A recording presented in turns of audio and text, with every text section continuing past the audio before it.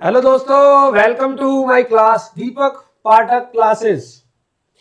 तो हम स्टार्ट कर रहे हैं मेरे दोस्त आज एक नया यूनिट इंडियन कॉन्ट्रैक्ट एक्ट का। हम लोगों ने अभी इंडियन कॉन्ट्रैक्ट एक्ट के 2 चैप्टर या 2 यूनिट आप बोल सकते हो वो पढ़ लिए। पहला यूनिट अप्रॉक्स 6 क्लास लगी थी, दूसरा यूनिट कंसिडरेशन का 2 क्लास लगी है। अभी तक 8 लेक्चर हमारे हो चुके हैं इंडियन कॉन्ट्रैक्ट एक्ट के। आज मैं आप लोगों को इंडियन कॉन्ट्रैक्ट एक्ट का सबसे इंपॉर्टेंट, क्या बेटा, इंडियन कॉन्ट्रैक्ट एक्ट का सबसे ज्यादा इंपॉर्टेंट चैप्टर स्टार्ट करवाऊंगा। इस चैप्टर को बोलते हैं other essentials of a valid contract. Chapter का नाम है other essentials of a valid contract. बेटे इस चैप्टर के अंदर ना हम लोग 4 बातें पढ़ेंगे।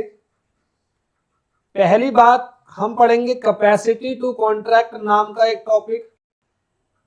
आप बोलोगे सर ये तो हमें पता है, आपने हमें ये पढ़ाया हुआ है। तो कब पढ़ाया? तो मैंने आपको बताया था 10 का दम, यानी कि एक वैलिड कॉन्ट्रैक्ट को बनाने के लिए 10 पॉइंट की जरूरत पड़ती है। पहला प्रॉपर ऑफर और उसकी एक्सेप्टेंस, दूसरा intention to create legal relationship और तीसरा है कैपेसिटी टू कॉन्ट्रैक्ट। बेटा कैपेसिटी टू कॉन्ट्रैक्ट का मतलब होता है every person is competent to enter into a valid contract except, मतलब छोड़कर, माइनर को, अनसाउंड माइंड को और पर्सन डिस्क्वालिफाइड बाय लॉ को। आपको मैंने अच्छे से कहा था यूनिट नंबर 3 में दोबारा इस टॉपिक को पढ़ेंगे और आज वो दिन आ चुका है जब हम यूनिट नंबर 3 स्टार्ट कर रहे हैं, कैपेसिटी टू कॉन्ट्रैक्ट। इसके बाद हमें दूसरी बात पढ़नी है फ्री कंसेंट। दूसरी बात क्या पढ़नी है बेटे? फ्री कंसेंट हमें पढ़ना है। बेटा ये भी 5वां पॉइंट है। एक वैलिड एग्रीमेंट को बनाने के लिए पॉइंट नंबर 5 मैंने बताया था कि भैया पार्टी जब भी कोई वैलिड एग्रीमेंट बनाती है तो वो वैलिड एग्रीमेंट तभी बनेगा जब पार्टी की कंसेंट क्या होगी? फ्री होगी। तो ये वाला टॉपिक पढ़ेंगे। वहां पर मैंने एग्रीव्ड और डिफेंडेंट के बारे में बताया था। इस यहां पर दोबारा से उनकी बात होगी लेकिन डिटेल में। तीसरी बात हमें इस चैप्टर के अंदर पढ़नी है जिसको हम बोलते हैं लॉफुल पर्पस। मतलब कि पार्टी जो एग्रीमेंट बना रही है वो एग्रीमेंट का पर्पस जो है वो लॉफुल होना चाहिए। ये 6ठा पॉइंट था, essentials of a valid contract. हमने बताया था, मैंने आपको 10 points to create valid contract, उसको हम essentials of a valid contract भी कहते हैं। उसका ये तीसरा पॉइंट लॉफुल पर्पस, और 8वां पॉइंट मैंने ये कहा था कि ऐसे एग्रीमेंट मत बनाना जिनको कानून ने वॉइड डिक्लेयर, मतलब यूजलेस डिक्लेयर कर रखा है। तो यहां पर हम वो सारे एग्रीमेंट की बात करेंगे जिनको कानून ने वॉइड डिक्लेयर कर रखा है, agreement declared void by law. बात समझ में आ रही है? तो हम लोग इन 4 बातों को पढ़ने वाले। एक बात है हमारी कैपेसिटी टू कॉन्ट्रैक्ट, एक है फ्री कंसेंट, एक है लॉफुल पर्पस और एक है agreement declared void by law. सबसे पहले स्टार्ट करवाऊंगा मैं आपका कैपेसिटी टू कॉन्ट्रैक्ट। सबसे पहले क्या स्टार्ट करेंगे बेटे? Capacity to contract. तो ध्यान से सुनेंगे। कैपेसिटी टू कॉन्ट्रैक्ट का टॉपिक बहुत इंपॉर्टेंट टॉपिक है बेटा, ध्यान से सुनना आप लोग। टॉपिक है कैपेसिटी टू कॉन्ट्रैक्ट और बहुत इंपॉर्टेंट टॉपिक है। टॉपिक का नाम है कैपेसिटी टू कॉन्ट्रैक्ट। बेटे बहुत इंपॉर्टेंट टॉपिक है, ध्यान से सुनेंगे। मैंने आपको जब इंडियन कॉन्ट्रैक्ट एक्ट का chapter number 1 unit number 1 start किया था, मैं आपको टोटल इसके अंदर 6 यूनिट पढ़ाऊंगा और 6 यूनिट में पूरा का पूरा इंडियन कॉन्ट्रैक्ट एक्ट खत्म करूंगा। चार्टर्ड अकाउंटेंट फाउंडेशन स्टूडेंट और कॉस्ट अकाउंटेंट फाउंडेशन स्टूडेंट, मतलब सीए फाउंडेशन और सीएमए फाउंडेशन का 100% सिलेबस कवर होगा। 1% भी कम नहीं होगा, 100% सिलेबस कंप्लीट होगा सीए फाउंडेशन और सीएमए फाउंडेशन दोनों के लिए। बात समझ में आ रही है? हम लोग टॉपिक पढ़ रहे हैं, टॉपिक का नाम है कैपेसिटी टू कॉन्ट्रैक्ट। तो आप लोग ये बोलोगे सर आपने कैपेसिटी टू कॉन्ट्रैक्ट का टॉपिक जो है वो पढ़ाया हुआ है। बिल्कुल पढ़ाया बेटा, ध्यान से सुनना। कैपेसिटी टू कॉन्ट्रैक्ट का मतलब होता है, मैंने आप लोगों को बताया था कि every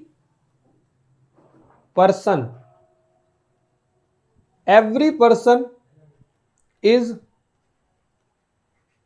competent to enter into valid contract.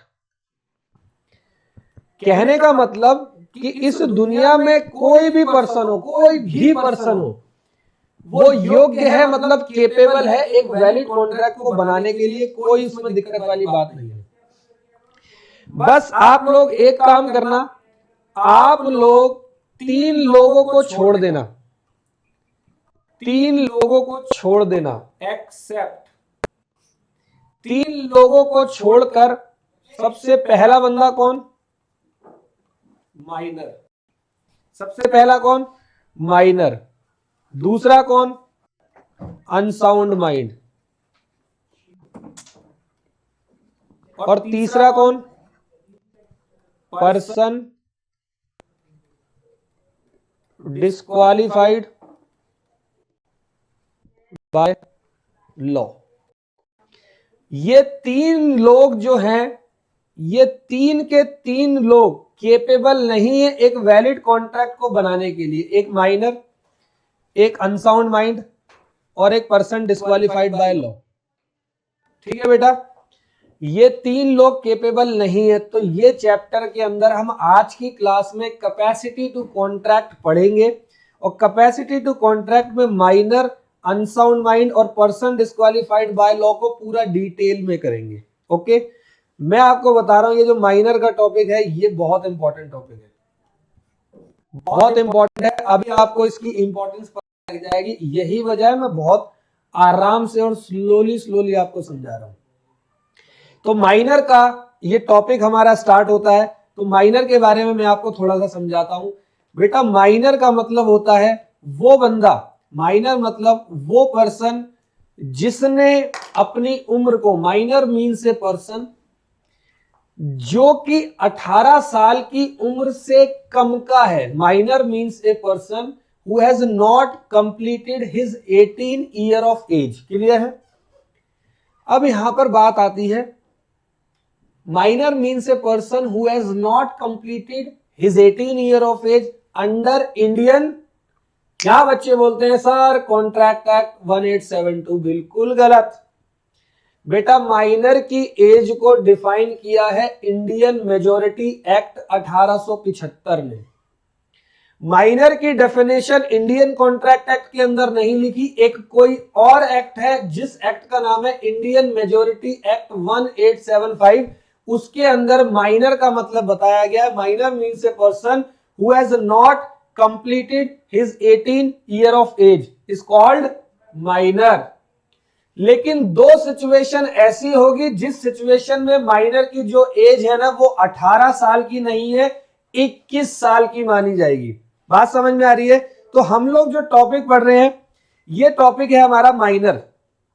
मैंने सबसे पहला टॉपिक आपका मैं बता रहा हूं, टॉपिक का नाम है माइनर। तो माइनर के टॉपिक को मैं आपके लिए स्टार्ट करवा रहा हूं। सबसे पहला मैंने माइनर के टॉपिक के अंदर क्या बोला, minor means a person, minor means a person who has not completed his 18 year of age। Clear है बेटे? और मेरे दोस्त ध्यान से सुनना, यहां पर ये चीज याद रखने वाली है, ये जो एज है ना माइनर की, ये इंडियन मेजॉरिटी एक्ट 1875 में लिखी है, who has not completed his 18 year of age। Indian contract act में नहीं लिखी है, इंडियन मेजॉरिटी एक्ट में लिखी है। और बेटा ध्यान से सुनो, 2 सिचुएशन ऐसी है, 2 सिचुएशन ऐसी है जहां पर माइनर की एज जो है ना वो 18 साल नहीं मानी जाती, वहां 21 साल मानी जाती है। दो सिचुएशन ऐसी है जहां पर माइनर की एज 18 साल नहीं मानी जाएगी, 21 साल मानी जाएगी। तो ध्यान से सुनना, इसको मैं ओरल तरीके से बताऊंगा, आपको कोशिश करूंगा समझाने की। जनरली इंडियन मेजोरिटी एक्ट 1875 ये कहता है minor means a person who has not completed his 18 year of age under Indian majority act 1875 but in two situations the minor's age continuous up to 21 year। दो situation में minor की as जो है हम कब बोलेंगे, 21 साल की बोलेंगे। और इन दो सिचुएशन को समझना बहुत जरूरी है। प्रश्न यहां से, क्वेश्चन यहां से आएगा ही आएगा। सिचुएशन नंबर 1, मान लो कि कोई एक माइनर है जिसकी उम्र है 9 साल या 10 साल और उसके माता पिता का कार एक्सीडेंट में देहांत हो गया, मतलब मर गए। एक माइनर जिसके माता पिता कार एक्सीडेंट में मर गए और काफी अथाह प्रॉपर्टी थी, बहुत संपत्ति थी, बहुत प्रॉपर्टी थी, बहुत बड़ा बिजनेस था, लेकिन क्या वो बिजनेस संभाल पाएगा वो माइनर 9-10 साल का बच्चा? नहीं। तो ऐसी सिचुएशन में क्या होता है, उस पूरी की पूरी प्रॉपर्टी को संभालने के लिए, उस माइनर को संभालने के लिए माइनर के गार्जियन को अपॉइंट करता है कौन?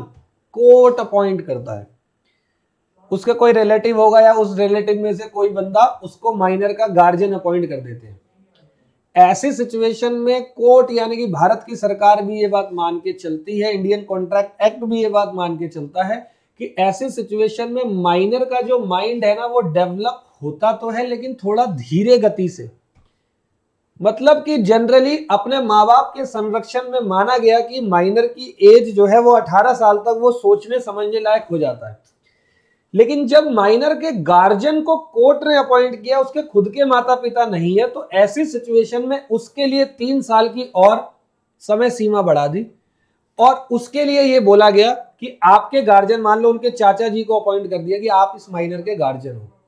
तो ऐसी सिचुएशन में माइनर की एज 18 नहीं है यानी कि 21 साल है। कुल मिलाकर अगर किसी माइनर का गार्जियन अपॉइंटेड बाय कोर्ट है तो वो 20.5 साल की उम्र में भी कोई एग्रीमेंट करता है तो वो एग्रीमेंट जो है वो वॉइड अब इनिशियो होता है।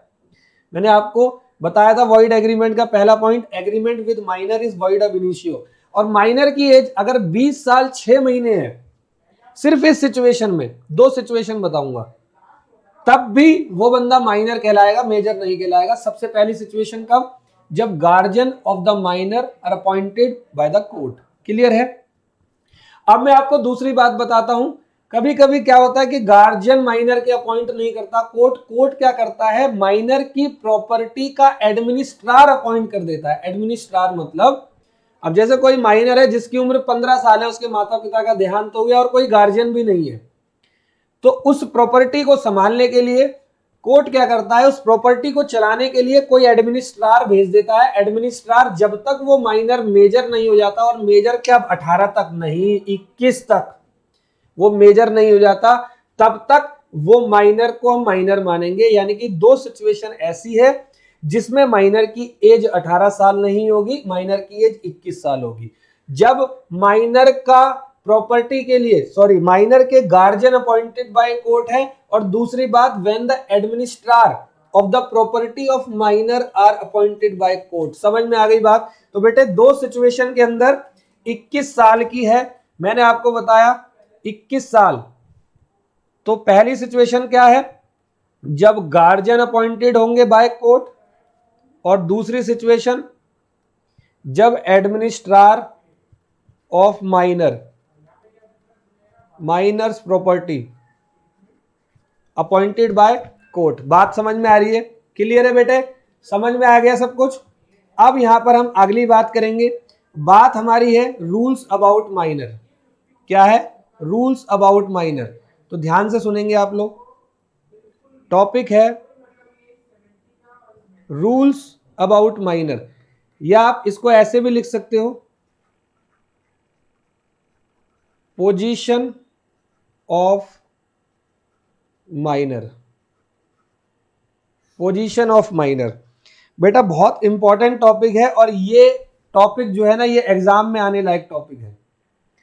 तो सबसे पहला मैं आपको कुछ कुछ पॉइंट बताऊंगा, 7-8 पॉइंट हम पढ़ेंगे पोजीशन ऑफ माइनर में, पेपर में आएगा, यहां से पक्का आएगा, और पूरी कोशिश करेंगे 100% इसको ढंग से समझे। तो माइनर की पोजीशन सबसे पहला ये कहता है कि agreement with minor is void ab initio. बेटा वॉइड अब इनिशियो का मतलब क्या होता है? पहली क्लास को याद करो, पहले यूनिट को याद करो जिसके अंदर मैंने वॉइड एग्रीमेंट का आपको एग्जांपल दिया था। वॉइड एग्रीमेंट मतलब void ab initio agreement, void from very beginning. और आपको मैंने वॉइड एग्रीमेंट में पहला ही पॉइंट बताया था, अगर आप माइनर के साथ कोई एग्रीमेंट करते हो तो वो एग्रीमेंट क्या हो जाता है? वो एग्रीमेंट वॉइड हो जाता है, मतलब यूजलेस हो जाता है। बात समझ में आ रही है? और यहां पर मैंने आप लोगों को एक केस बताया था, अगर आपको याद हो, मोहिरी बीवी वर्सेस धर्मोदास घोष, याद था? मैंने आप लोगों को यह बताया कि एक धर्मोदास घोष नाम का माइनर था जो कि मोहिरी बीवी से अपनी प्रॉपर्टी को मोर्टगेज कर कर कुछ लोन ले लेता और ड्यू डेट पर लोन नहीं चुकाता। मोहिरी बीवी कोर्ट से परमिशन मांगती है कि मुझे इस प्रॉपर्टी को बेचने का अधिकार दे दो और मुझे अपने पैसे वापस रिकवर करने हैं, लेकिन कोर्ट मना कर देता है क्योंकि धर्मोदास घोष क्या था बेटा? एक माइनर था। और माइनर के साथ का एग्रीमेंट क्या होता है? Void ab initio. Minus agreement is void ab initio. पहली बात समझ में आ गई बेटे? क्लियर है?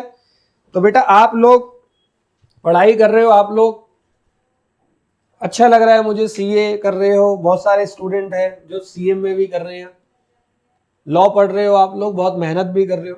मैं देख रहा हूँ मेरे पास रिस्पॉन्स आ रहे हैं, कई सारे बच्चों के डाउट्स आते हैं, बहुत सारे स्टूडेंट्स में मेरा कांटेक्ट है और मेहनत कर रहे हैं। बेटा आप लोग, मैंने आपको कुछ दिन पहले क्लास में बताया भी था कि आप लोग जो कोर्स कर रहे हो वो कोर्स वर्ल्ड का सबसे अच्छा कोर्स है।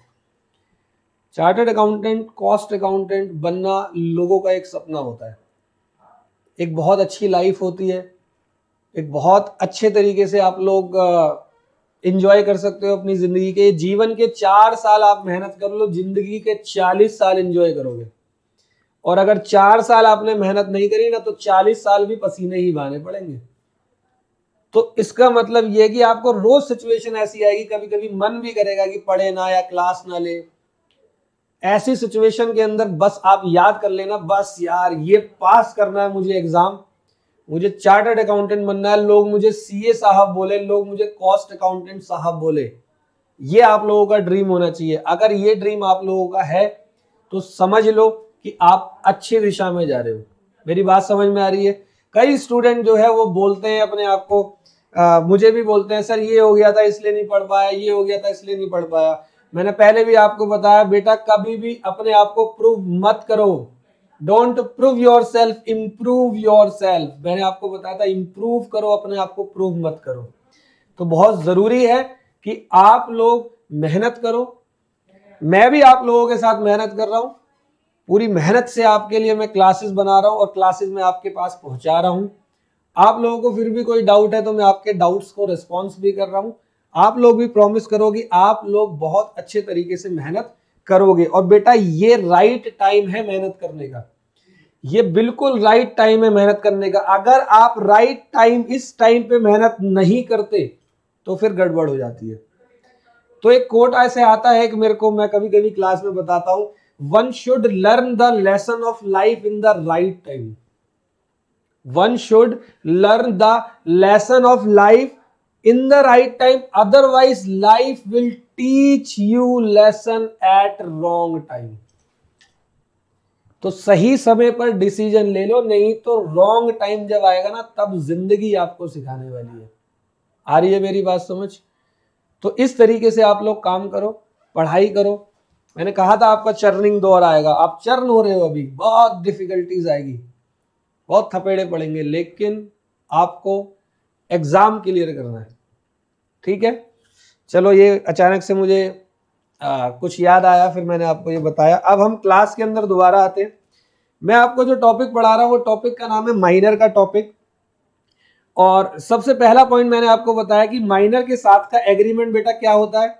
माइनर के साथ का एग्रीमेंट अगर आप बनाते हो तो वो एग्रीमेंट जो है वो वॉइड अब इनिशियो होता है। क्लियर है? वो एग्रीमेंट क्या होता है? Void ab initio. अब मैं माइनर के साथ का दूसरा पॉइंट आपको समझाता हूं। पॉइंट नंबर 2 जो कि बहुत अच्छा लगता है, ये पॉइंट कहता है minor's agreement can not be, बेटा ध्यान से सुनना, रैटिफाइड। रैटिफाइड बेटा नया शब्द आया है। रैटिफाइड का मतलब क्या, कोई यहां पर बताएगा रैटिफाइड का मतलब क्या होता है? अपने आप से पूछो, मुझे बताओ बेटा। रैटिफाइड का मतलब होता है कंफर्म करना। रैटिफाइड का मतलब होता है कंफर्म करना। तो कह रहे हैं माइनर का एग्रीमेंट अगर एक बार बना लिया तो एक बार पहली बार में ही वॉइड हो गया, आप दोबारा से उसको कंफर्म नहीं कर सकते। और ये बिना एग्जांपल के समझ में नहीं आएगा। मान लो एक माइनर है,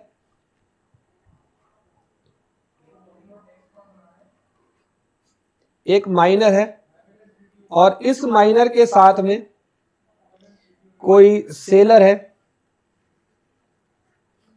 माइनर की उम्र है 17 साल, 17.5 साल मान लो, और माइनर ने सेलर के साथ कोई कॉन्ट्रैक्ट, कोई एग्रीमेंट बना लिया।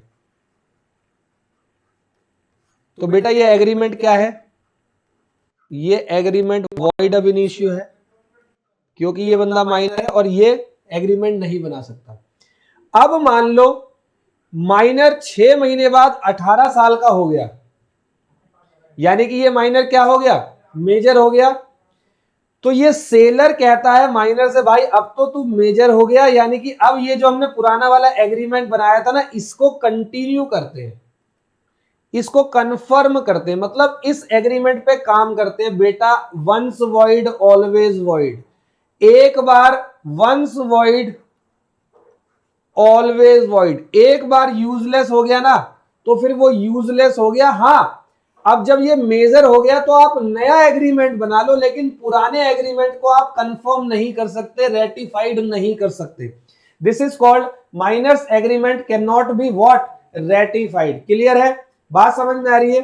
अगला पॉइंट बेटा ये कहता है माइनर के बारे में, 2 रूल अभी तक हमने पढ़े। मैंने पहला रूल बताया minor's agreement is void ab initio, और दूसरा रूल है minor's agreement can not be ratified. Point number 3, position of minor का पॉइंट नंबर 3 जो कि कहता है माइनर कैन बी बेनिफिशियरी। बेटा बेनिफिशियरी का मतलब क्या होता है? कोई बताएगा बेनिफिशियरी का मतलब क्या होता है? बेनिफिशियरी का मतलब होता है कि इंडियन कॉन्ट्रैक्ट एक्ट ये कहता है कि माइनर के साथ कोई भी पर्सन कभी कोई एग्रीमेंट नहीं बना सकता, क्योंकि ये एग्रीमेंट क्या होते हैं? ये एग्रीमेंट यूजलेस एग्रीमेंट होते हैं, वॉइड एग्रीमेंट होते हैं। लेकिन इंडियन कॉन्ट्रैक्ट एक्ट साफ साफ कहता है कि आप अगर कोई काम माइनर के बेनिफिट के लिए कर रहे हो तो वो काम वैलिड है। जैसे जैसे जैसे कि मान लो एक एग्जांपल है, एक माइनर है जिसकी उम्र है 13 साल, 13 इयर्स, लेकिन 13 साल की उम्र में वो माइनर ना बड़ा टैलेंटेड है। क्या है माइनर? बहुत टैलेंटेड है। कोई फर्म है, partnership firm AB and associates, और एबी एंड एसोसिएट्स को इस माइनर के टैलेंट की जरूरत है अपनी फर्म में। तो एबी एंड एसोसिएट्स क्या कर सकते हैं? वो माइनर को ये बोल सकते हैं कि आप मेरी फर्म के अंदर अपना टैलेंट दो, हम आपको बेनिफिट्स देंगे। हम आपको क्या देंगे? बेनिफिट्स देंगे, मतलब हम आपको प्रॉफिट देंगे। माइनर, मैं दोबारा याद दिला रहा हूं, माइनर यहां पर पार्टनर नहीं बन रहा, माइनर सिर्फ अपनी इस फर्म के अंदर एंटर हो रहा है बेनिफिट में। Minor can be beneficiary. Minor के बेनिफिट के लिए अगर आप कोई काम करते हो ना तो वो काम जायज है, वैलिड है। माइनर पे पूरा हक है कि इस दुनिया में कोई भी पर्सन उसके बेनिफिट के लिए कोई भी काम क्या है कर सकता है। एक और एग्जांपल मैं आपको देता हूं इसी का। मान लो कि कोई मोर्टगेज है। मोर्टगेज तो आपको पता है, मोर्टगेज मतलब होता है गिरवी रखना। और ये जो मोर्टगेज है वो इन फेवर ऑफ माइनर है, तो ये वैलिड है, क्योंकि यहां पर माइनर के पास गिरवी आ रहा है, माइनर से कुछ जा नहीं रहा। इस मोर्टगेज से माइनर की कोई लाइबिलिटी अराइज नहीं हो रही, बल्कि बेनिफिट हो रहा है माइनर को। तो इंडियन कॉन्ट्रैक्ट एक्ट साफ साफ कहता है कि माइनर जो है ना वो बेनिफिट्स में आ सकता है, हाँ, लेकिन आप माइनर के साथ कोई एग्रीमेंट नहीं बना सकते। इसका मतलब अगर माइनर के साथ एग्रीमेंट नहीं बना सकते तो क्या माइनर लाइबल होगा किसी चीज के लिए? आंसर है नो। माइनर बेनिफिट के लिए आ सकता है, माइनर पार्टनर नहीं बन सकता, लेकिन माइनर को प्रॉफिट मिल सकता है पार्टनरशिप फॉर्म में। इसको बोलते हैं माइनर कैन बी बेनिफिशियरी। कुछ बात समझ में आ रही है? क्लियर है? तो यहां पर हमारा तीसरा रूल कंप्लीट हुआ। रूल नंबर 1 क्या पढ़ा? Minor's agreement is void ab initio. और रूल नंबर 2 क्या पढ़ा? Minor's agreement can not be ratified because once void always void. अगर एक बार यूजलेस हो गया तो हमेशा यूजलेस रहेगा। एक माइनर 17.5 साल का है, अब वो 18 का हो गया। 17.5 में एक एग्रीमेंट बनाया था उसने किसी के साथ, तो 18 में होने के बाद वो पुराना एग्रीमेंट नहीं चलेगा, पुराना एग्रीमेंट रेटिफाइड नहीं हो सकता, नया बनाना पड़ेगा। फिर मैंने आपको ये बताया कि माइनर कैन बी बेनिफिशियरी, और बेनिफिशियरी का मतलब क्या होता है? एक माइनर जो है वो बेनिफिट्स में आ सकता है। Minor can be admitted into the benefits of the firm, but minor can not B A partner. Clear है बेटे? ये हमारी बात हुई। रूल नंबर 4 ये कहता minor can plead minority. Minor can plead minority. बेटा प्लीड का मतलब क्या होता है? प्लीड का मतलब होता है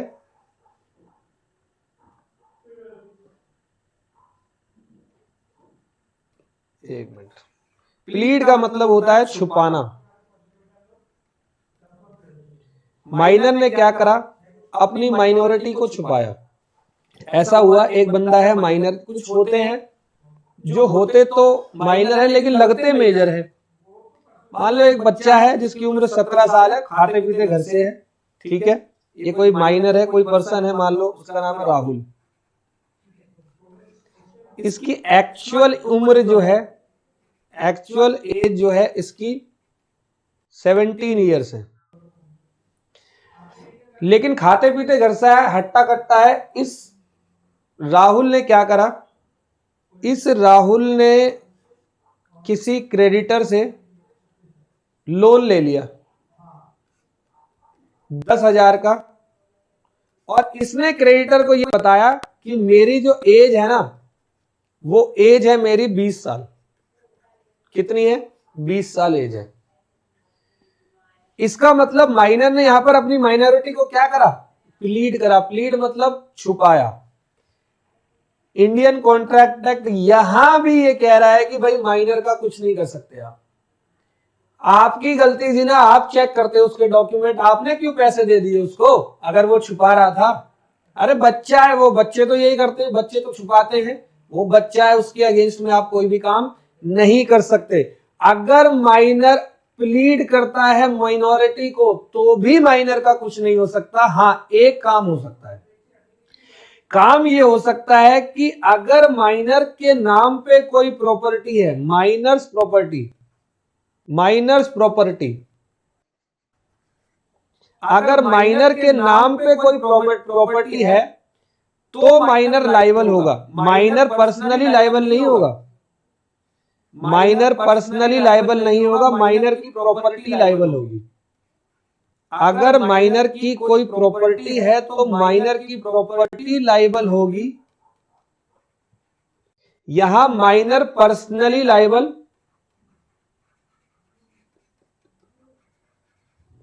बेटा नहीं होगा। अगर माइनर अपनी माइनॉरिटी को छुपाता भी है, प्लीड भी करता है, तो भी माइनर लायबल नहीं होगा। बात समझ में आ रही है? ये है माइनर की पोजीशन। देखो कितनी अच्छी पोजीशन है। माइनर ने बैंकर से किसी लोन ले लिया अपनी उम्र को छुपाकर, तब भी बैंकर कुछ नहीं कर सकता, तब भी बैंकर बेटा कुछ भी नहीं कर सकता। बात समझ में आ रही है? बैंकर की गलती है ना कि बैंकर ने उसको माइनर को लोन क्यों दिया। लेकिन हाँ, माइनर अगर अपनी माइनॉरिटी को प्लीड करता है तो माइनर की प्रॉपर्टी अगर है तो उसमें से वो पैसे को रिकवर कर सकता है, और अगर प्रॉपर्टी नहीं है तो पैसा रिकवर नहीं कर सकता। बात समझ में आ रही है?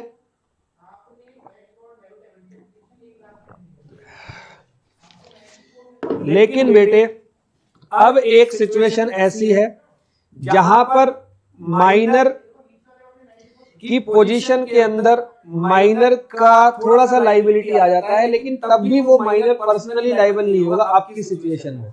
तो ध्यान से सुनेंगे आप लोग। नेक्स्ट पॉइंट कहता है कि माइनर्स प्रॉपर्टी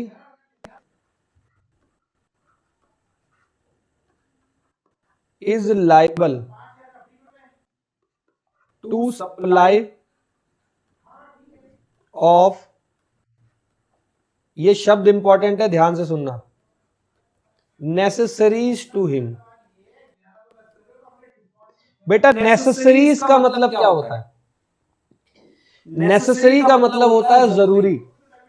मान लो कोई एक माइनर है और उस माइनर की तबीयत बहुत खराब है। इंडियन कॉन्ट्रैक्ट एक्ट ये कहता है कि आप माइनर से कोई एग्रीमेंट नहीं कर सकते। तो इंडियन कॉन्ट्रैक्ट एक्ट मान लो ये कह रहा होता कि माइनर से आप कोई भी एग्रीमेंट करते हो तो आप माइनर से रिकवर नहीं कर सकते। अगर ये कहता इंडियन कॉन्ट्रैक्ट एक्ट तो क्या होता? तो क्या होता, मान लो कोई एक माइनर है, उम्र 16 साल, बहुत तबीयत खराब है, थर थर कांप रहा है, अमीर माइनर है, बढ़िया मकान है, लेकिन माँ बाप नहीं है। होता है कभी कभी माँ बाप कहीं बाहर चले जाते हैं और माँ बाप नहीं है, थर थर कांप रहा है, और वो एबल ही नहीं है डॉक्टर के पास जाने के या डॉक्टर को बुलाने की, छोटा बच्चा है। तो ऐसे सिचुएशन में मान लो किसी पर्सन ने उस माइनर का इलाज करवाया, मतलब नेसेसरी सप्लाई करी माइनर को। क्या लिखा है? Minor's property is liable to supply of necessaries to him. अगर माइनर को कोई नेसेसरीज, रोटी, कपड़ा, मकान, मेडिसिन या एजुकेशन, कुछ इस तरीके की चीज सप्लाई करी है, तो जिस पर्सन ने सप्लाई करी है उस पे अधिकार है कि वो माइनर की प्रॉपर्टी से उतने अमाउंट को रिकवर कर सकता है। समझ में आ रही है बात?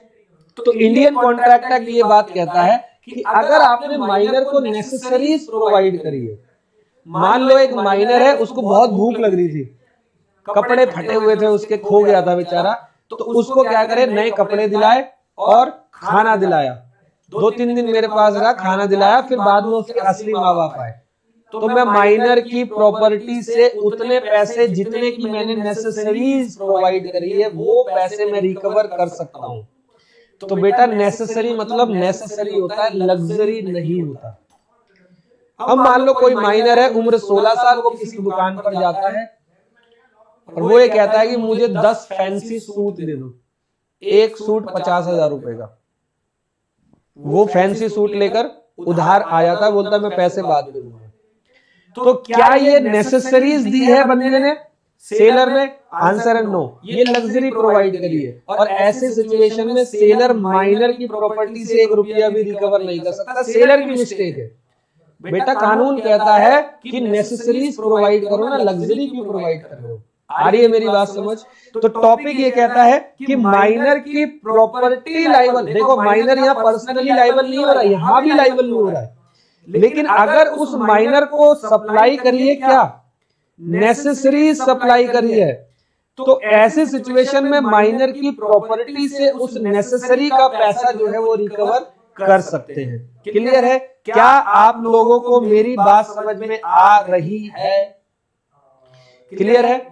अब आपको नेक्स्ट रूल मैं बताता हूं।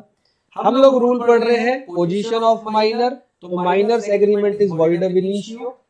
फिर मैंने आपको क्या पढ़ाया इसके आगे, minus agreement is void ab initio के बाद मैंने आपको पढ़ाया था minus agreement can not be ratified, minor का एग्रीमेंट कंफर्म नहीं कर सकते। फिर मैंने आपको बताया था माइनर कैन प्लीड माइनॉरिटी, अगर माइनर अपनी माइनॉरिटी को छुपाकर किसी से कोई लोन ले लेता है, कोई काम करता है, तो वो पर्सन मात्र माइनर की प्रॉपर्टी से पैसे रिकवर करेगा। लेकिन अगर माइनर को किसी पर्सन ने सप्लाई करी है नेसेसरी, तो फिर वो रिकवर कर सकता है माइनर की प्रॉपर्टी से। क्लियर है? यहां तक कोई बात समझ में आई? कोई डाउट यहां पर? अब नेक्स्ट पॉइंट ये कहता है कि minor's guardian are not liable, minor's guardian are not liable, guardian मतलब पेरेंट्स। मान लो किसी माइनर ने किसी पर्सन से 12-13 साल की उम्र थी 20-30 हजार रुपए उधार ले लिए और चुकाए नहीं। अब वो बंदा आया भागते भागते, वो माइनर के माता पिता के सामने खड़ा हो गया, लाओ भाई 20,000 रुपए तो मेरे आपका बेटा लेके आया। तो पता क्या होगा, गार्जियन बोलेंगे बेटा आपने दिए क्यों? छोटा बच्चा 12 साल का आपसे मांगने आ रहा है, आपकी प्रॉपर्टी मांगने आएगा तो प्रॉपर्टी दे दोगे? 12 साल की उम्र है, आपने कैसे दिए उसको 20,000 रुपए? तो यहां पर माइनर के गार्जियन लाइबल नहीं होंगे। तो माइनर की पोजीशन पे याद रखना, कभी आप अगर ये सोच रहे हो कि माइनर का गार्जियन लाइबल हो जाएगा तो ये भी आपकी गलतफहमी है। बात समझ में आ रही है? तो माइनर का गार्जियन कभी भी लाइबल नहीं होता। ओके इसके बाद next point, minor's guardian are not liable के बाद नेक्स्ट पॉइंट ये कहता है कि minor can be agent but he will not personally liable। ये पॉइंट ये कह रहा है कि आप एक माइनर को एजेंट बना सकते हो। एजेंट मतलब क्या होता है बेटे? एजेंट मतलब एक पर्सन अपना काम खुद नहीं कर रहा, किसी और पर्सन से करवा रहा है। जो करवा रहा है उसको प्रिंसिपल बोलेंगे और जिससे करवाया उसको एजेंट बोलेंगे। आप माइनर से कोई काम करवा लो, मैंने बताया था मैं पार्टनरशिप फर्म में माइनर का टैलेंट यूज कर रहे हैं। अब जैसे आप लोग इंडियन आइडल वगैरह देखते होंगे, वहां पर माइनर छोटे छोटे बच्चे आते हैं, वो सिंगिंग करते हैं, वो आकर डांस वगैरह करते हैं। तो क्या वो लोग सिंगिंग और डांस में मान लो उनसे कोई नुकसान हो गया तो क्या वो लाइबल होंगे? बिल्कुल लाइबल नहीं होंगे। मैं ये कह रहा हूं कि माइनर एजेंट बन सकता है। आप माइनर से कोई काम करवा लो और माइनर में मान लो उस काम से नुकसान कर दिया, तो आप माइनर पे केस फाइल नहीं कर सकते, क्योंकि minor's agreement is what? Void ab initio. बात समझ में आ रही है? क्या ये टॉपिक समझ में आया आप लोगों को? अभी इसके अंदर और भी पॉइंट है, माइनर एजेंट नहीं हो सकता।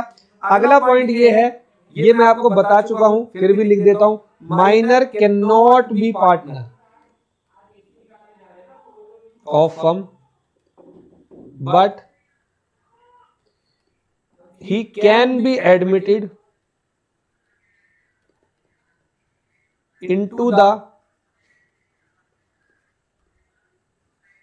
benefits of firm। क्या ये बात मैंने अभी थोड़ी देर पहले आपको बताई? बिल्कुल बताई। मैं ये कह रहा हूं जो माइनर होता है ना, वो माइनर कभी भी पार्टनर नहीं बन सकता। क्यों? क्योंकि पार्टनर बनने के लिए आपकी एबिलिटी होनी चाहिए, कैपेबिलिटी होनी चाहिए, और माइनर केपेबल नहीं होते पार्टनर बनने के। लेकिन एक माइनर जो है वो बेनिफिट्स में आ सकता है, वो बेनिफिट्स में आ सकता है। अगर आप उसको पार्टनर नहीं बना रहे, उसका टैलेंट का यूज कर रहे हो, तो आप उसको प्रॉफिट दे सकते हो। हम लोग इंडियन पार्टनरशिप एक्ट 1932 के अंदर भी पढ़ने वाले हैं, माइनर एंड हिज पोजीशन। उसके अंदर मैं दोबारा पढ़ाऊंगा कि minor can not B A partner but he can be admitted into the profits of the firm. एक लास्ट पॉइंट और है माइनर का, क्या बेटा माइनर इंसॉल्वेंट हो सकता है? तो बेटा आंसर है नो। क्यों? माइनर केपेबल ही नहीं है कॉन्ट्रैक्ट बनाने के किसी से, तो वो इंसॉल्वेंट कैसे होगा? ना वो किसी को कंसीडरेशन देता है, कंसीडरेशन वो किसी से लेता भी नहीं है बेनिफिट को छोड़कर, तो क्या वो इंसॉल्वेंट हो सकता है? आंसर है नो। कभी एग्जाम में अगर आए तो आपका आंसर होना चाहिए नो। क्या आप लोगों को माइनर समझ में आया? तो बेटे हम लोगों ने टॉपिक पढ़ा minor and his position in the firm, clear है।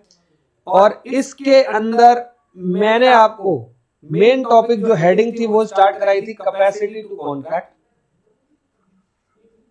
और कैपेसिटी टू कॉन्ट्रैक्ट के अंदर मैंने पहला पॉइंट आपको माइनर का पूरा अच्छे तरीके से समझा दिया। क्या माइनर को समझने में किसी को कोई दिक्कत? मेरे ख्याल से नहीं होनी चाहिए। अब मैं आपको इसी का दूसरा point, capacity two point contract का दूसरा पॉइंट बताता हूं। इसको बोलते हैं अनसाउंड माइंड। बेटा बहुत आसान टॉपिक है।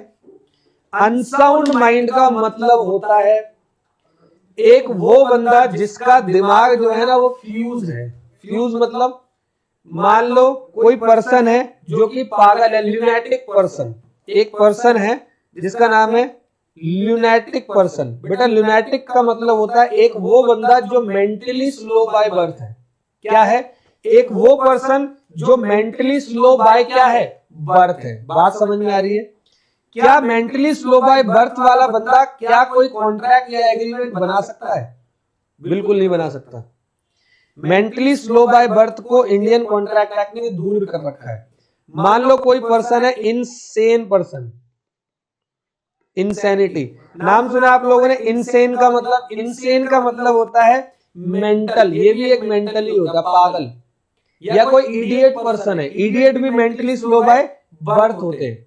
लुनेटिक और इडियट के अंदर फर्क ये है, idiot by birth he mental होगा और जो लुनेटिक होता है ना वो स्ट्रेसफुल मेंटेलिटी होती है उसकी। मतलब वो किसी पीरियड में तो ठीक रहता है, वो किसी पीरियड में पागल हो जाता है। किसी पीरियड में ठीक रहेगा, किसी पीरियड में पागल हो जाएगा। जैसे फिल्मों में आप लोगों ने देखा होगा, एक पर्सन है जो पूरा दिन बिल्कुल बढ़िया रहता है और जैसे वो अपनी एक्स गर्लफ्रेंड को या एक्स वाइफ को या अपने पिताजी के कातिल को, इनमें से किसी को देख लेता था, उसका दिमाग खराब हो जाता, वो पागल हो जाता, वो चिल्लाने लगता है। इसको हम बोलते हैं लुनेटिक पर्सन। तो बेटे और एक और है ड्रंकन पर्सन। ड्रंकन पर्सन अगर ड्रिंक करके कोई पर्सन कोई एग्रीमेंट बनाए तो कॉन्ट्रैक्ट एक्ट कहता है कि ड्रिंक करने के बाद के बने हुए एग्रीमेंट को हम लोग वैलिड नहीं मानते हैं। बात समझ में आ रही है? तो यहां पर ये कह रहा है कि इंडियन कॉन्ट्रैक्ट एक्ट ने अनसाउंड माइंड पर्सन को डिस्क्वालीफाइड यानी कि मना कर रखा है कि आप लोग कोई भी एग्रीमेंट नहीं बना सकते। तो मेरा प्रश्न आप लोगों से ये है कि भाई ड्रंकन पर्सन तो शाम को ड्रिंक करता है 7 बजे के बाद, तो क्या वो दिन भर एग्रीमेंट नहीं बना सकता? लुनेटिक पर्सन तो कभी कभी किसी किसी सिचुएशन में पागल होता है और जब वो सही रहता है तो क्या वो एग्रीमेंट नहीं बना सकता? तो ध्यान से सुनना, यहां पर एक कंसेप्ट है। यहां पर ये कह रहा है कि एक अनसाउंड माइंड पर्सन एग्रीमेंट बना सकता है जब एग्रीमेंट बनाते वक्त उस अनसाउंड माइंड पर्सन का दिमाग साउंड हो। यानी कि ड्रंकन पर्सन दिन भर एग्रीमेंट बना सकते हैं। लुनेटिक पर्सन अगर ठीक है उस समय पे, उस सिचुएशन में वो ठीक है तो एग्रीमेंट बना सकते हैं। अगर कोई, दोबारा बोल रहा हूं, unsound mind person contract agreement बना सकता है जब एग्रीमेंट को बनाते वक्त उसका माइंड क्या हो? साउंड हो। और एक साउंड माइंड पर्सन जो सही पर्सन है, जिसका दिमाग सही है, वो एग्रीमेंट नहीं बना सकता अगर एग्रीमेंट बनाते वक्त उसका माइंड क्या हो? अनसाउंड माइंड हो। तो दो बातें समझ में आई। An unsound mind person cannot make a valid contract when his mind was unsound. But अगर उसका माइंड साउंड है कुछ पीरियड के लिए, कुछ घंटों के लिए, कुछ दिनों के लिए, तो उस बीच में वो कॉन्ट्रैक्ट बना सकता है। और साउंड माइंड पर्सन कॉन्ट्रैक्ट नहीं बना सकता जब कॉन्ट्रैक्ट बनाते वक्त उसका माइंड अनसाउंड हो। क्लियर बेटा? तो ये टॉपिक में ज्यादा कुछ नहीं है। ये टॉपिक में है अनसाउंड माइंड को बोलते हैं लुनेटिक, इंसेनिटी इडियट बोलते हैं। Idiot mentally slow by birth होते हैं। लुनेटिक मतलब किसी किसी सिचुएशन में वो स्लो हो जाते हैं। ड्रंकन पर्सन, ठीक है। अब कैपेसिटी टू कॉन्ट्रैक्ट का तीसरा और लास्ट पॉइंट इसको करते हैं और इसके बाद आपकी क्लास को छोड़ूंगा मैं। तीसरा पॉइंट ये कहता है पर्सन डिस्क्वालिफाइड बाय लॉ। क्या कहता है बेटा? तीसरा पॉइंट है पर्सन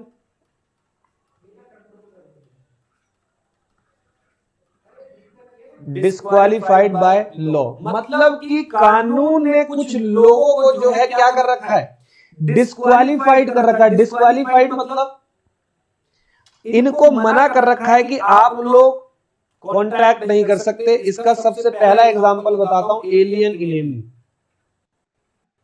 ये मैंने चैप्टर 1 में भी बताया था बेटा। एलियन इनेमी का मतलब क्या होता है? अब जैसे इंडिया और पाकिस्तान है, अभी मैं इंडिया और चाइना की बात करता हूं। चलो, अभी एट प्रेजेंट में इंडिया और चाइना के लोग आपस में व्यापार कर रहे हैं, ट्रेड कर रहे हैं, कोई दिक्कत नहीं हो रही, कॉन्ट्रैक्ट बना रहे हैं, खूब दबा के कॉन्ट्रैक्ट बना रहे हैं। अब मान लो कि अभी डोकलाम का भी कुछ विवाद चल रहा था। डोकलाम लद्दाख में चाइना कह रहा है ये जमीन हमारी है, इंडियन कह रहे हैं, हम लोग कह रहे हैं ये जमीन हमारी है। मान लो चाइना और इंडिया का वॉर स्टार्ट हो गया इसी वजह से, डोकलाम की वजह से। प्राइम मिनिस्टर आए 8 बजे शाम को, भाई और बहनों 8 बजे आज से चाइना पे हमारी वॉर चल रही है, ऑफिशियली अनाउंस कर दिया। तो बेटा इंडियन कॉन्ट्रैक्ट एक्ट साफ साफ कहता है ड्यूरिंग वॉर, ड्यूरिंग वॉर। अब यहां से इंडिया और चाइना कोई भी आपस में कोई भी एग्रीमेंट नहीं बना सकते। ये क्या हो जाएंगे?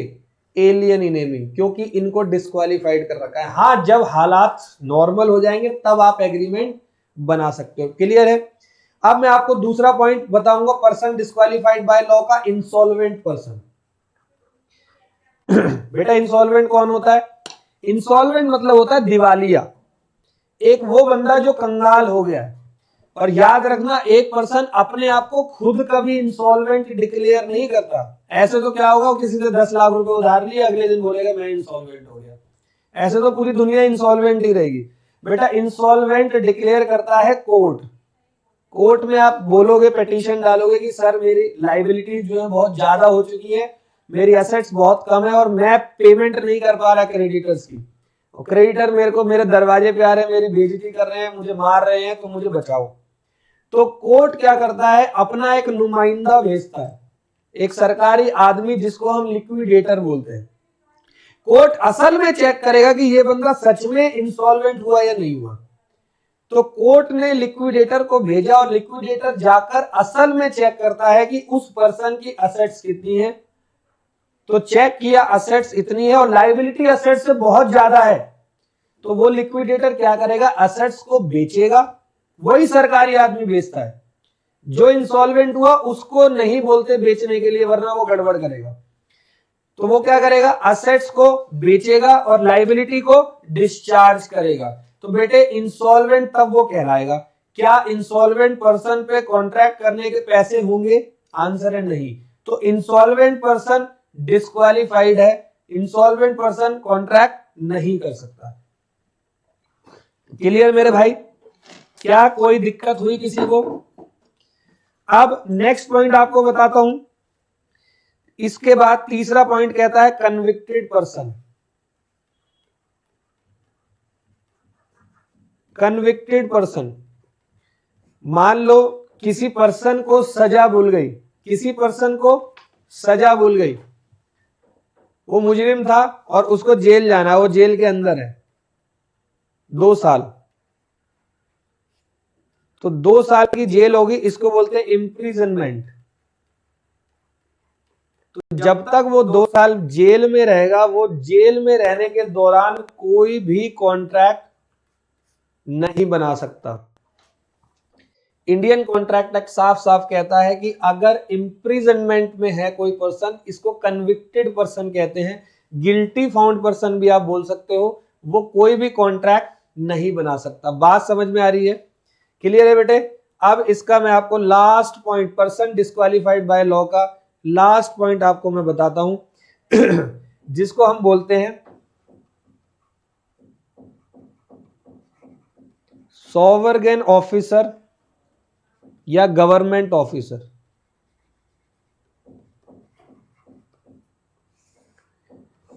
सॉवरेन ऑफिसर मतलब जैसे कि आपने सुना होगा नाम एम्बेसडर एक्सेट्रा।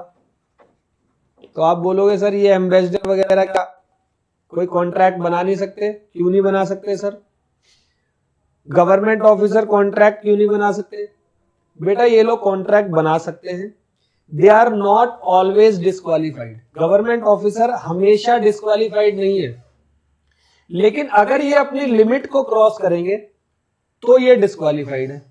अब जैसे मान लो कि मलेशिया का कोई एम्बेसडर है इंडिया के अंदर और वो अपनी मलेशियन कंट्री को ही इंडियन कंट्री को सेल कर रहा है, वो बोल रहा है कि मलेशिया तुम ले लो, क्या वो ऐसा कर सकता है? वो डिस्क्वालिफाइड है। यानी कि वो अपनी लिमिट को क्या कर रहा है? क्रॉस कर रहा है। और अगर कोई person as a officer, as government officer अपनी लिमिट क्रॉस करता है तो उसको डिस्क्वालिफाइड कर रखा है इंडियन कॉन्ट्रैक्ट एक्ट ने। आप अपनी लिमिट में रहकर कॉन्ट्रैक्ट बना सकते हो। आप गवर्नमेंट ऑफिसर हो, इसका मतलब ये नहीं कि आप गवर्नमेंट हो, आप सारे डिसीजन खुद नहीं ले सकते। आ रही है बात समझ? तो बेटे ये हमारा टॉपिक कंप्लीट हुआ, कैपेसिटी टू कॉन्ट्रैक्ट। तो मैंने आज की क्लास में आपको ये बताया कैपेसिटी टू कॉन्ट्रैक्ट का मतलब क्या होता है। बेटे कैपेसिटी कॉन्ट्रैक्ट का मतलब मैंने ये बताया, every person in this world are capable to enter into a valid contract except minor unsound mind person disqualified by law. फिर मैंने आपको माइनर के बारे में बताया। माइनर का मतलब वो बंदा जिसकी उम्र 18 साल से कम होती है। इंडियन मेजॉरिटी एक्ट 1875 में लिखा हुआ है, लेकिन दो केस में माइनर की एज जो होती है वो 21 साल होती है, जब माइनर के गार्जियन को अपॉइंट करता है कोर्ट या जब माइनर की प्रॉपर्टी के एडमिनिस्ट्रार को अपॉइंट करता है कोर्ट। फिर मैंने पोजीशन ऑफ माइनर बताया, माइनर के साथ एग्रीमेंट कभी मत करना, वॉइड ऑफ इनिशियो है। मोहिरी बीबी वर्सेस धर्मोदास घोष का एग्जांपल दिया। माइनर का एग्रीमेंट रेटिफाइड नहीं हो सकता, कंफर्म नहीं हो सकता, once void always void. Minor beneficiary बन सकता है और माइनर अपनी माइनॉरिटी को अगर छुपाता है तो वो छुपा भी सकता है। आपकी जिम्मेदारी है, आप चेक करो कि माइनर माइनर है या मेजर है। फिर मैंने ये बताया माइनर को अगर आपने कोई नेसेसरी सप्लाई करी है तो आप रिकवर कर सकते हो माइनर की प्रॉपर्टी से। फिर मैंने ये बताया माइनर के गार्जियन कभी लाइबल नहीं होते हैं। माइनर एजेंट बन सकता है लेकिन पर्सनली लाइबल नहीं होगा। माइनर कभी इंसॉल्वेंट नहीं हो सकता क्योंकि वो एग्रीमेंट नहीं कर सकता। और मैंने एक बात और बताई थी कि जो माइनर होता है ना, वो माइनर एडमिट हो सकता है प्रॉफिट्स ऑफ द फर्म में, लेकिन वो कभी भी पार्टनर नहीं बन सकता। फिर मैंने कहा अनसाउंड माइंड। अनसाउंड माइंड मतलब वो बंदे जिनका दिमाग जो है वो सही नहीं होता at the time of making agreement. तो लुनेटिक पर्सन होते हैं जो कभी कभी ओकेजनली किसी इंटरवल में उनको दौरे पड़ते हैं, उनका दिमाग स्लो हो जाता है। इडियट होते हैं वो mentally slow by birth. Drunken person drink करने के बाद कॉन्ट्रैक्ट नहीं बना सकते। इनसेन पर्सन मतलब पागल आदमी कॉन्ट्रैक्ट नहीं बना सकता पागल होने के बाद। लेकिन ये लोग कॉन्ट्रैक्ट बना सकते हैं जब इनका दिमाग साउंड हो। एक अनसाउंड माइंड पर्सन कॉन्ट्रैक्ट बना सकता है जब उसका दिमाग साउंड हो। एक साउंड माइंड पर्सन कॉन्ट्रैक्ट नहीं बना सकता जब कॉन्ट्रैक्ट बनाते वक्त उसका माइंड अनसाउंड हो। फिर मैंने आपको पर्सन डिस्क्वालिफाइड बाय लॉ बताया, जिसके अंदर मैंने आपको बताया एक एलियन इनेमी को मना कर रखा है, एक इंसॉल्वेंट पर्सन को मना कर रखा है, एक कन्विक्टेड पर्सन को मना कर रखा है और गवर्नमेंट ऑफिसर को मना कर रखा है। अगर वो अपनी लिमिट को क्या करे, क्रॉस करे, तो वो लोग डिस्क्वालिफाइड है। ओके, अगली क्लास में हम स्टार्ट करेंगे फ्री कंसेंट का टॉपिक। यूनिट नंबर 3 अभी हमारा चल रहा है, थोड़ा सा लंबा टॉपिक है तो चलेगा। बेटा मैंने आपको बताया था, याद करना, one should learn the lesson of life in the right time, otherwise life will teach you at wrong time. तो अभी भी समय है, बहुत हमारे पास अच्छा खासा समय है। आपका एग्जाम अभी 4 महीने बाद है। आप लोग अच्छे तरीके से मेहनत करो, बढ़िया तरीके से मेहनत करो। कोई भी डाउट होता है मुझसे पूछो, मैं आपसे मिलूंगा। अभी फिलहाल के लिए मुझे इजाजत चाहिए, अगली क्लास में मिलते हैं।